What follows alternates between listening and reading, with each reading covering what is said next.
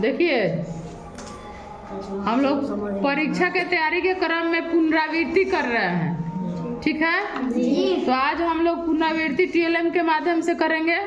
जिसको भी समझ में नहीं आएगा उस लोग समझ लेंगे। सभी लोग इस पर ध्यान से देखिए टीएलएम पर, ठीक है। इस टीएलएम का नाम है क्या? भिन्न। अंग्रेजी में उसको कहते हैं फ्रैक्शन, है ना। तो भिन्न है क्या? भिन्न क्या है हम बताएंगे कि यह भिन्न एक क्या है? संख्या होता है। भिन्न क्या होता है? संख्या होता है जो पूर्ण किसी भाग को दर्शाता है ना। किसी भी भाग को दर्शाएगा कि आधा है। फिर उधर कहाँ चला गया? यह क्या दर्शाता है कि यह आधा है कि चौथाई भाग है कि 3 भाग है कि 5 भाग है ना। तो यह एक संख्या है जो किसी भी भाग को दर्शाती है। दूसरे शब्दों में समझेंगे कि भिन्न 2 संख्याओं का भागफल है। क्या है? 2 संख्याओं का, 2 पूर्ण संख्याओं का भागफल होता है। जैसे 3/5 है ना, 1/1। तो ऊपर वाले को क्या कहते हैं? अंश। नीचे वाले को हर। अंग्रेजी में अंश को कहेंगे न्यूमरेटर। क्या कहेंगे? न्यूमरेटर। और नीचे वाले को कहते हैं हर। हर को कहते हैं डिनोमिनेटर। क्या कहते हैं? डिनोमिनेटर। हाँ। तो इस तरह से इसको अंश और हर में बांटते हैं। भिन्न को कैसे बांटते हैं? अंश और हर में। तो ये जो पूरा है, सबके घर में रोटी बनता है जी। बनता है जी। तो समझिए कि ये रोटी ही है। क्या है? रोटी। रोटी गोल होता है ना जी। तो ये पूरा क्या है? कौन को है? एक रोटी है जी। मान लीजिए कि कई गो रोटी है? एक है। तो इसको क्या लिखेंगे? 1 लिखिए, चाहे 1/1। यानी एगो रोटी है, एगो आपको दे दिए। पूरा आपको कितना मिला? 1 मिला। 1 रोटी है अगर हम खाते हैं एगो तो पूरा मिल गया। अब आगे बढ़िए।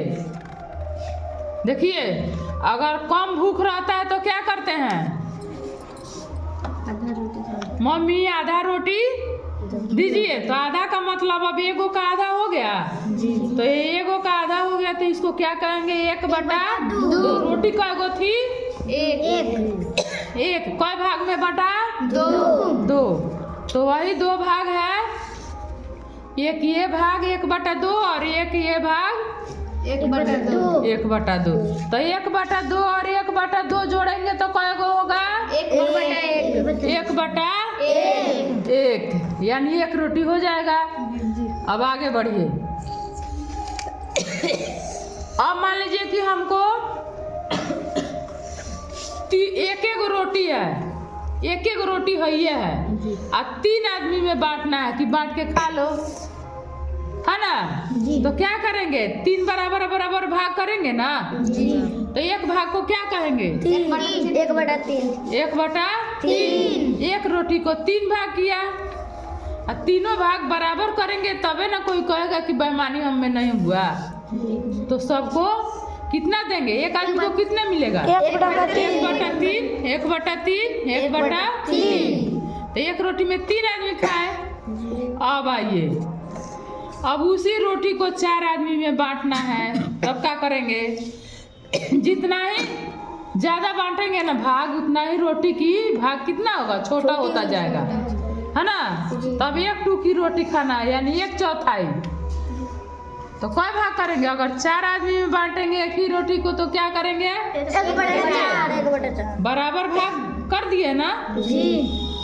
तो कितना मिलेगा हमको? 1/4 भाग मिला।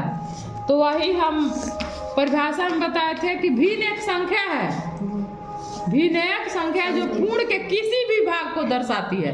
तो हम लोग भाग देखे ना, 1, आधा, तिहाई, चौथाई, चौथाई तक देख लिए जी है ना। जी तो भिन्न दो पूर्ण संख्याओं का भागफल होता है ना।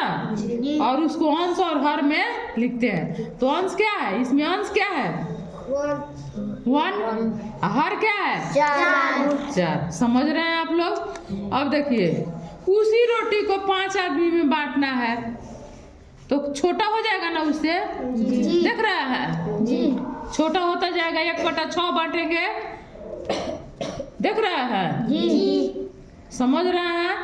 अब उसी रोटी को हम क्या करेंगे 6 भाग में बांटना है तो और छोटा हो जाएगा थोड़ा, देख रहे हैं हाँ जी अच्छा।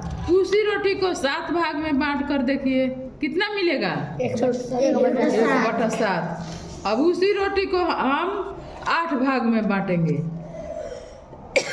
देख रहे हैं जी तो उससे भी छोटा हो गया तो क्या होगा 1/8। इसी तरह से उसी रोटी को हम अब इतना ही तक है 9 भाग में बांटना होगा तो कितना होगा 1/9। 10 भाग में बांटना होगा तो 1/10।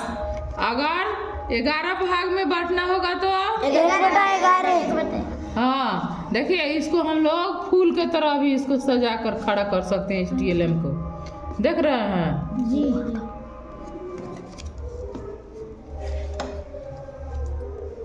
इसमें स्टैंड लगा दिया जाएगा, खड़ा हो जाएगा, केवल स्टैंड लगा दिया जाएगा तो देख रहे हैं जी समझ गए सब लोग, समझ गए ना जी हाँ चलिए अच्छी बात है, ठीक है धन्यवाद।